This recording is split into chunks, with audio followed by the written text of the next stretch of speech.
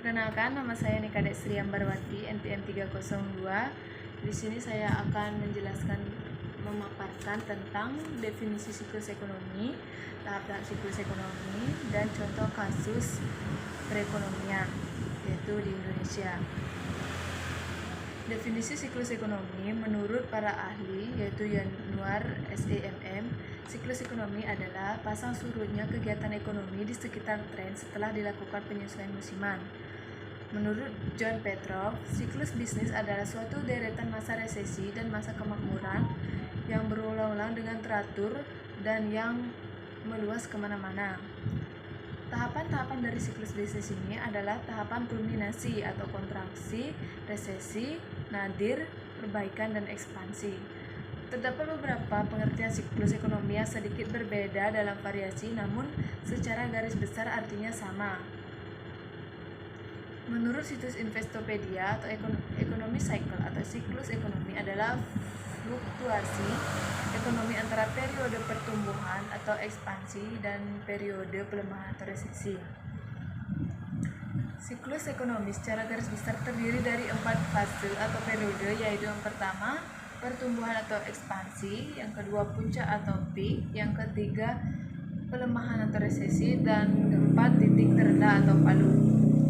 Siklus ekonomi dapat digambarkan sebagai gelombang naik turun aktivitas. Indikator yang biasa digunakan untuk menganalisa siklus ekonomi adalah pertumbuhan ekonomi atau jumlah output real dan tingkat harga. 4 tahapan-tahapan berikut. Yang pertama adalah gerakan menaik atau upturn atau expansion. Pemulihan yang artinya pemulihan Indonesia ditandai dengan gerakan perekonomian yang menaik. Kadang-kadang gerakan menaik ini disebut juga ekspansi bila gerakan naik ini terjadi selama minimal 2 triwulan berturut-turut. Yang kedua, puncak atau kulminasi atau peak. Ekspansi ekonomi tidak akan terjadi selamanya. Suatu kegiatan gerakan naik ini mencapai titik tertinggi. Titik ini disebut titik puncak atau kulminasi. Setelah mencapai titik kulminasi, perekonomian akan mengalami penurunan kembali.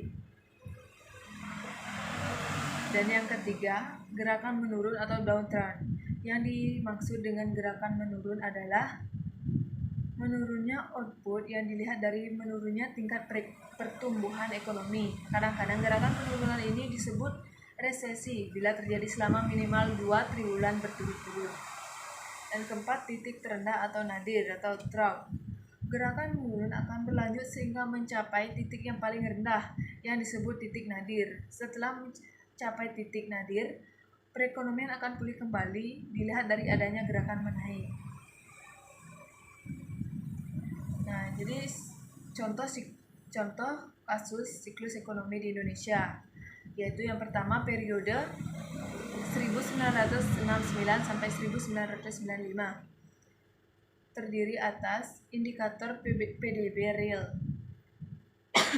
Bila menggunakan data PDB real bertahun dasar 1990, perekonomian Indonesia selama 1969 sampai 1994 terus mengalami pertumbuhan, dalam arti selama PJB 1 perekonomian Indonesia mengalami kontraksi atau pertumbuhan negatif. Selama PJB 1 pemerintah dapat mempertahankan pertumbuhan jangka panjang. Hal ini yang menyebabkan selama PJB 1 PDB real menjadi sekitar 6 kali lipat. Indikator pertumbuhan ekonomi. Berdasarkan indikator pertumbuhan ekonomi dapat disimpulkan bahwa selama PJB 1 mengalami fluktuatif tingkat pertumbuhan ekonomi. Tingkat pertumbuhan ekonomi yang sangat fluktuatif disebabkan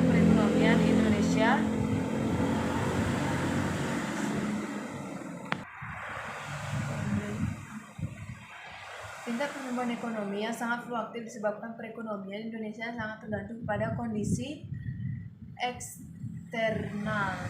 Misalnya, pertumbuhan ekonomi yang tinggi selama periode 1970-an, khususnya 1971 sampai 1973, disebabkan naiknya harga naik bumi yang meningkatkan penerimaan ekspor migas atau oil boom. Sedangkan pertumbuhan ekonomi yang terendah terutama pada periode 1982 disebabkan perekonomian mengalami resesi. 2. Periode 1990-an. Memasuki tahun 1990-an, perekonomian Indonesia kembali menikmati pertumbuhan tinggi. Tingkat pertumbuhan yang tinggi ini menyebabkan selama 7 tahun periode 1990-an, PDB real hampir menjadi 2 kali lipat, yaitu dari 263 triliun di tahun 1990 menjadi 434 triliun di tahun 1997. Yang ketiga, krisis ekonomi 1998. Selama periode 1990-an, resesi terjadi pada triwulan pertama dan kedua tahun 1998. Hal ini menandai dimulainya krisis ekonomi Indonesia setelah diawali krisis nilai tukar rupiah pertengahan tahun 1997. Memasuki tahun 1999, perekonomian tidak mengalami penurunan output lagi, sedangkan tahun 2000 output sudah mulai tumbuh kembali, namun tingkat pertumbuhan masih di bawah rata-rata 1990 sampai 1999. Krisis ekonomi di Indonesia merupakan konsekuensi dari mekanisme pasar yang ditempuh pemerintah. Risiko dari mekanisme pasar adalah kegagalan pasar atau market failure yang disebabkan ketidaksempurnaan informasi atau imperfect information dan menyimpang moral para pelaku ekonomi. Sekian pemaparan dari saya. Jika ada tutur kata yang salah, mohon dimaklumi. Sekian dan terima kasih.